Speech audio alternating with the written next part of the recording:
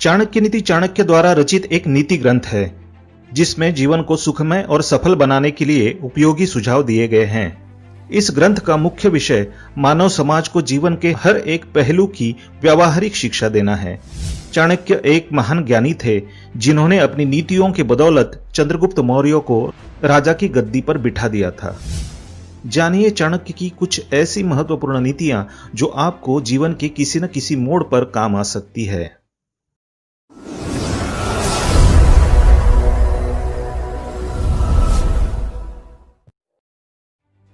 नमस्कार दोस्तों, स्वागत है आप सभी का एक बार फिर से।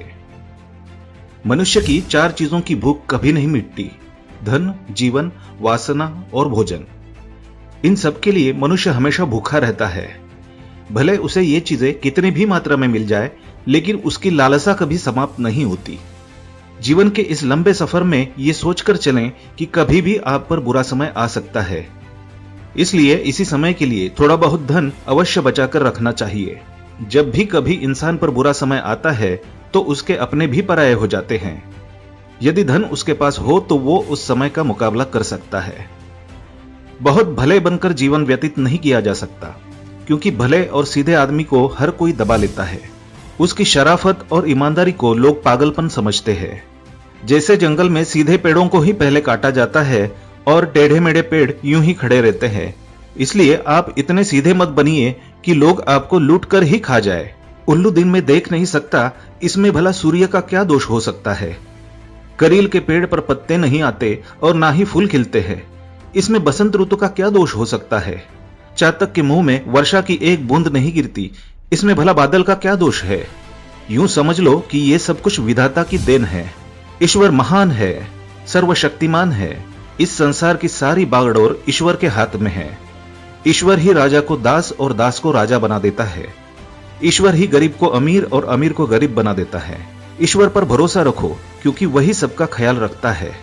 हर पहाड़ के अंदर हीरे नहीं होते, हर हाथी के मस्तक पर मुक्ता नहीं होती, सब स्थानों पर अच्छे आदमी नहीं मिलते, हर स्थान पर चंदन नहीं होता, हर चमकने वाली चीज सोना नहीं होती। ये सारी दुनिया विवादों से घिरी हुई है। इसलिए जीवन में कोई भी निर्णय लेने से पहले अवश्य सोचना चाहिए। जैसे हाथी बूढ़ा होने पर भी चंचल रहता है, गन्ना कोल्हू में पेरे जाने पर भी अपनी मिठास नहीं छोड़ता, और सोना आग में तपने के बाद भी अपनी चमक नहीं खोता, इसी प्रकार से अच्छे चरित्र वाले लोग कहीं भी चले जाएं, वे अपने गुणों को नहीं छोड़ते।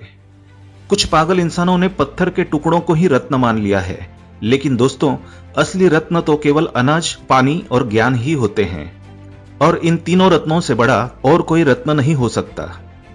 पाप और पुण्य में क्या अंतर है? मेरे शत्रु कौन है और मित्र कौन है? मुझे किस कार्य में लाभ हो सकता है तथा किसमें हानि हो सकती है, ये सोचकर मनुष्य को अपने जीवन का हर कदम उठाना चाहिए। कठिन काम पड़ने पर सेवक की, संकट के समय भाई बंधु की, आपत्ति काल में मित्र की तथा धन का नाश होने पर अपने पत्नी की परीक्षा होती है। शेर से 1, बगुले से 4, कौवे से 5, कुत्ते से 6 और बाघ से 3 गुण मनुष्य को सीखने चाहिए। काम भले ही थोड़ा करो, परंतु मन लगाकर करना चाहिए।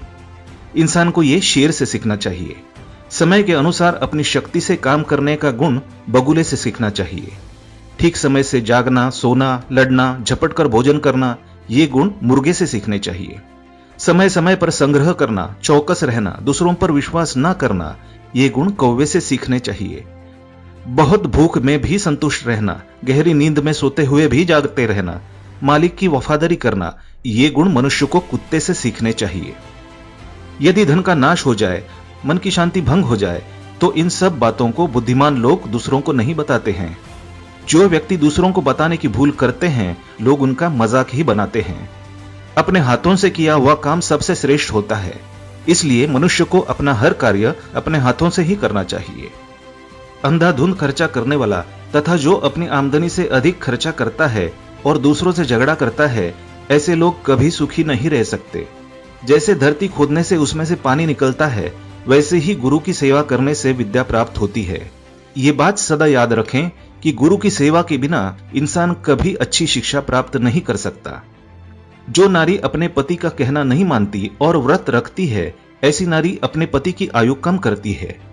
ऐसी नारियों को यह सोचना चाहिए कि पति की आज्ञा के बिना चलना उनके लिए कभी भी लाभदायक सिद्ध नहीं हो सकता। उनके लिए स्वर्ग की प्राप्ति केवल पति की सेवा से ही संभव है। जीवन का अर्थ यही है कि इसे सदा अच्छे काम में लगाए रखें। अच्छे भले ज्ञान के कामों से पुरुष महान बनता है। ये मत भूलो कि जीवन अस्थायी है, इसलिए जीवन के हर पल का उपयोग किसी अच्छे कार्य के लिए किया जाना चाहिए। जब तक जीवन है तब तक हर चीज में आनंद है, किंतु जैसे ही मृत्यु आकर जीवन का अंत कर देती है, इसके साथ ही हर चीज का अंत हो जाता है। पुरुष आदिकाल से ही चंचल है। इस संसार में भगवान को छोड़कर हर चीज अस्थायी है। लक्ष्मी तो रमणी है, सदा नृत्य करती है। ये धन, रिश्ते नाते, घर द्वार सब अस्थायी है। इनमें से कोई किसी का साथ नहीं देता। और दोस्तों, केवल धर्म ही है जो अटल सत्य है। ये ज्ञान का भंडार है। दूसरों का भला चाहने वाले ही आत्मिक शांति प्राप्त कर सकते हैं। इंद्रियों पर संयम और जीवों पर दया करने से ही मुक्ति मिलती है। कर्म से ही इंसान छोटा बड़ा बनता है। इसलिए सदा अच्छे कर्म करो और बुराई से दूर रहो। अच्छे कर्म करने से ही जीवन में शांति और सुख की प्राप्ति होती है। जिस तरह से फूलों में खुशबू, तिलों में तेल, लकड़ी में आग, दूध में घी, इन सब चीजों को बाहर से देखकर आप इनके गुणों के बारे में अंदाजा नहीं लगा सकते, क्योंकि ये गुण बाहर से दिखाई नहीं देते। इन गुणों को पहचानने के लिए बुद्धि की आवश्यकता होती है। ठीक इसी प्रकार मानव शरीर में आत्मा का निवास होता है।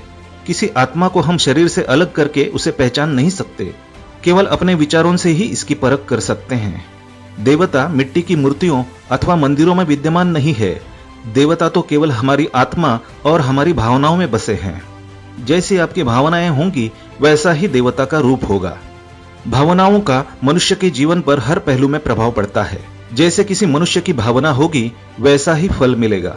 इसलिए अच्छा फल पाने के लिए अपनी भावनाओं को शुद्ध रखिए। जो ब्राह्मण प्राकृतिक रूप से पैदा हुए फल और अन्य पदार्थों को खा पीकर इस संसार से दूर जंगल में रहते हुए ईश्वर की पूजा करता है, वही सच्चा भक्त, महापुरुष एवं सच्चा ब्राह्मण माना जाता है। बुरे इंसान और सांप में कौन अच्छा है? इस प्रश्न का उत्तर यही है कि सांप तो केवल समय आने पर ही काटता है, किंतु बुरे लोग हर पल बुराई करते रहते हैं। इसलिए बुरा इंसान तो हर समय बुराई करके सांप से भी ज्यादा भयंकर हो सकता है। सागर सबसे महान है, किंतु इसमें भी तूफान आते हैं। अपनी सारी सीमाएं तोड़कर विनाश भी कर देता है, परंतु सच्चे साधु और ज्ञानी लोग कभी भी अपनी सीमाएं नहीं तोड़ते। कोई मनुष्य भले कितना भी सुंदर हो तथा उसका जन्म भले ही कितने बड़े घराने में हुआ हो, परंतु वह पढ़ा लिखा नहीं है, तो उसकी हालत उस फूल के जैसे होती है जो दिखने में तो सुंदर है परंतु सुगंध से वंचित है।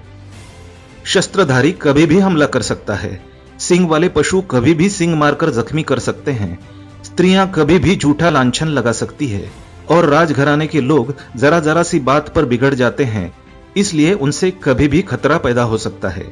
इन लोगों की दोस्ती और दुश्मनी दोनों ही बहुत खतरनाक होती है।